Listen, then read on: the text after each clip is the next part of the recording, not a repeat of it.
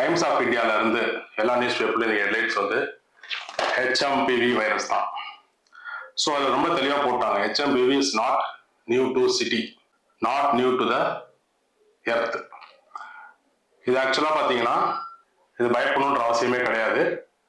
2001 நெதர்லாண்டில் report ஆயிருக்கு first.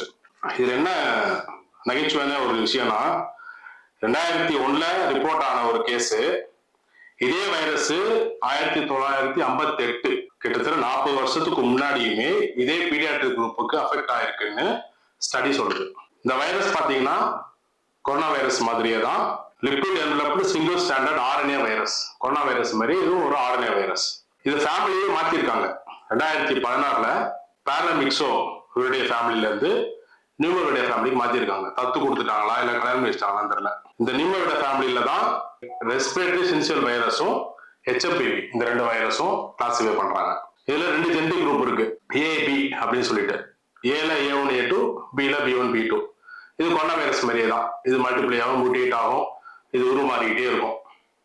இதனால உயிரிழப்பு ஏற்படுமா அப்படின்னா, ரொம்ப சிக்கான பீப்புள் இன்னைக்கோ நாளைக்கோ இறந்துருவாங்க அப்படிங்கிறவங்களுக்கு இந்த பாதிப்பு வந்துச்சுன்னா அவங்க மட்டுமே உயிரிழக்கக்கூடிய அபாயத்தில் இருப்பாங்க. மற்றபடி சாதாரண சளி, இருமல், தும்மல் மாதிரி இதுவும் கடந்து போகும். அதுக்கே இவ்வளவு அலப்பறை பண்றாங்க அப்படின்னா, இந்த வைரஸ் எப்பவுமே இருந்துகிட்டே தான் இருக்கு. மூக்கு நோன்ல வாய்க்குள்ள இந்த RT-PCR இந்த டெஸ்ட் பண்ணல அப்படின்னா இது ரிப்போர்ட் ஆக போறதே இல்லை. முதல்ல பெங்களூர்ல இந்த டெஸ்ட் பண்ணியிருக்காங்க. சைனால கூட இந்த பதற்றமான நிலைமை இருக்கான்னு தெரியல. ஆனா இந்தியால பெங்களூர்ல வந்துருச்சு. இப்போ ரீசெண்டா சேலத்துல வந்திருக்குன்ற அளவுக்கு ரிப்போர்ட் சொல்றாங்க. இது என்ன சிம்டம்ஸ் உண்டு பண்ணும் பாத்தீங்கன்னா, இதுவுமே கொரோனா வைரஸ் மாதிரி ரெஸ்பிரேட்டரி ட்ராக்ட் அஃபெக்ஷன் தான். இது ரெஸ்பிரேட்டரி ட்ராக்ட அப்பர் லோயர் 2ஆ பிரிப்பாங்க. அப்பர் பாத்தீங்கன்னா மூக்குல இருந்து ஃபேரிங்ஸ் லாரிங்ஸ் வரைக்கும், லோயர் பாத்தீங்கன்னா ட்ரக்கியாவுக்கு கீழே. ஸோ சிம்டம்ஸ் என்னன்னா, மூக்கு வடியும், கண் எரிச்சல் இருக்கும், தொண்டை வலிக்கும், தொண்டை கரகரப்பு இருக்கும், கண்ணில் தண்ணீர் வடியும். இது எல்லாமே சாதாரணமா ஃபுல்லுல இருக்கிற மாதிரி தான். இதை அப்படியே விட்டுட்டோம்னா ஆட்டோமேட்டிக்கா சரியா போயிடும். இதுக்கு நீங்க அவசரப்பட்டு ஆன்டிபயோட்டிக்கோ டோலோவோ ஏதோ போட போய் தான் இந்த upper respiratory tract infection lower respiratory ட்ராக்ட்டுக்கு போயிருக்கு.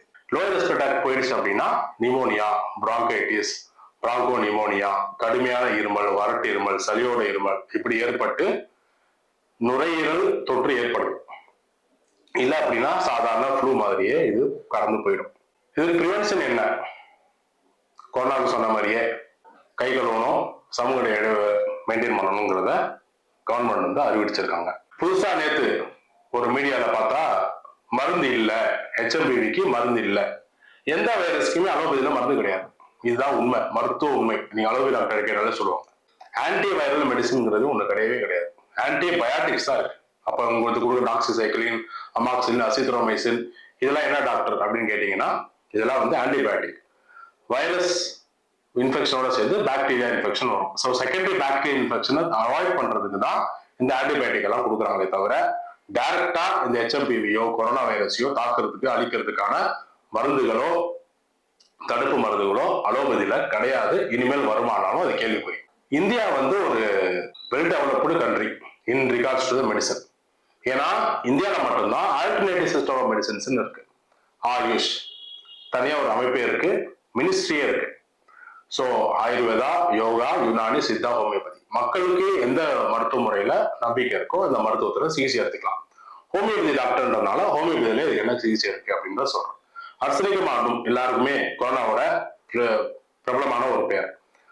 இந்த ஹெச்எம்பிவிக்குமே நாங்க மருந்து ரெப்பர்டைஸ் பண்ணும்போது மெட்ராமெடிக்கா படிச்சு பார்க்கும்போது இதே அர்சனிகமாகும் ஒரே ஒரு மருந்தா வருது. இதோட சேர்த்து சல்பர், பிரயோனியா, அலின் சீப்பாட்டு போன்ற மருந்துகள் வருது. ஸோ என்ன சிம்டம் இருக்கோ அந்த மாதிரி அப்பர் ரெஸ்பிரேட்டரி இன்ஃபெக்ஷன் அலின் சீப்பாலே சரியாயிடும்.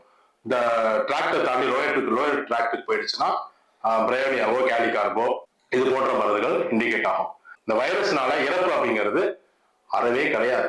அதாவது இன்னைக்கு நாளைக்கு இறந்துருவாங்க அப்படிங்கிறவங்களுக்கு இந்த வைரஸ் தொற்று ஏற்படுது. இம்யூனோ சப்ரசன்ட், சப்போஸ் ரொம்ப கடைநிலையில ஒரு கேன்சர் இருக்கு, அவங்களுக்கு இம்யூனோ சப்ரசன்ட் ட்ரக்ஸ் கொடுத்துட்டு இருக்காங்கன்னா ஏற்கனவே இம்யூன் சப்ரஸ் பண்ணி தான் வச்சிருப்பாங்க. அவங்களுக்கு இந்த வைரஸ் தாக்குதல் ஏற்பட்டுச்சுன்னா இறப்பு வர்றதுக்கான வாய்ப்பு இருக்கு. அப்படி இல்லாம சாதாரணமா குழந்தைகள், குழந்தைகள் தான் இப்போ டார்கெட் பண்ணி வச்சிருக்காங்க. 3 வயசு குழந்தை ஃபர்ஸ்ட் ரிப்போர்ட் ஆன கேஸே 3 வயசு குழந்தை பெங்களூர்ல. உடனே குழந்தைங்க அஃபெக்ட் ஆகுது, குழந்தைங்க இறந்துரும், அப்படிலாம் எதுவுமே கிடையாது. ஏன்னா இதுல வந்து வெல் அட்வான்ஸ்டு கண்ட்ரி இந்தியாவை பொறுத்த வரைக்கும். அதனால டெத்துங்கிறது கொரோனா வைரஸ்ல எப்படி கொத்து கொத்தா இறந்தாங்களோ அதே மாதிரி இதுல சாக போறது கிடையாது. இந்த நியூஸ்ல எனக்கு பிடிச்ச ரொம்ப லைன் என்ன அப்படின்னு பாத்தீங்கன்னா, டைம்ஸ் ஆஃப் இந்தியால many lower respiratory tract infections and viral pneumonias are now getting a name. பேர் வச்சு பூதம் பண்றாங்க, அவ்வளவுதான், வேற ஒண்ணுமே கிடையாது. அதனால ரொம்ப ரிலாக்ஸா இருங்க. சப்போஸ் இன்ஃபெக்ஷன் ஏதாவது ஸ்டார்டிங்கா வந்துச்சுன்னா உங்களுடைய ஃபேமிலி டாக்டரை பாருங்க. அது ஹோமியோ டாக்டர் இருந்தா ரொம்ப சிறப்பு. இல்ல உங்களுக்கு என்ன மருத்துவம் பிடிச்சிருக்கோ, உங்களுக்கு எந்த மருத்துவ நம்பிக்கை இருக்கோ அந்த மருத்துவ முறையில ட்ரீட்மெண்ட் எடுத்துக்கோங்க. ரொம்ப எளிமையா சரி பண்ணிடலாம்.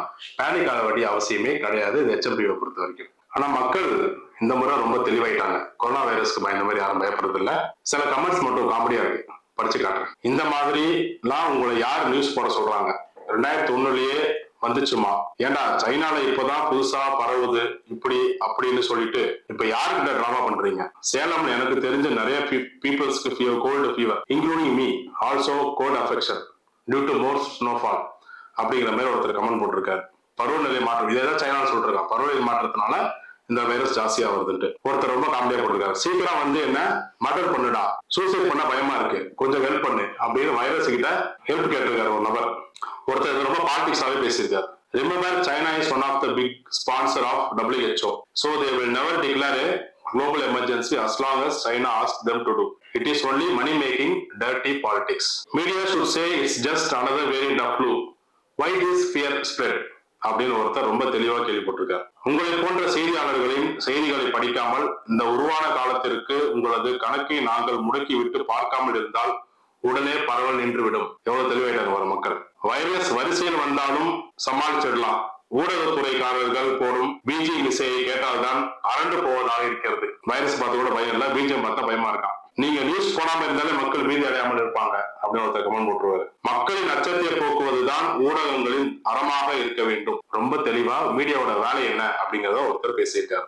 சோ இந்த மாதிரி மக்கள் வந்து ரொம்ப தெளிவாயிட்டாங்க. அதனால இந்த வைரஸை பார்த்து பயப்படுறவங்களா இருந்தாலும் பயப்பட வேண்டிய அவசியம் இல்லை. இதனால இறப்புங்கிறது வரப்போறதே இல்லை. எல்லாரும் விழிப்புடன் இருப்போம், மகிழ்ச்சியோடு வாழ்வோம். நன்றி, வணக்கம்.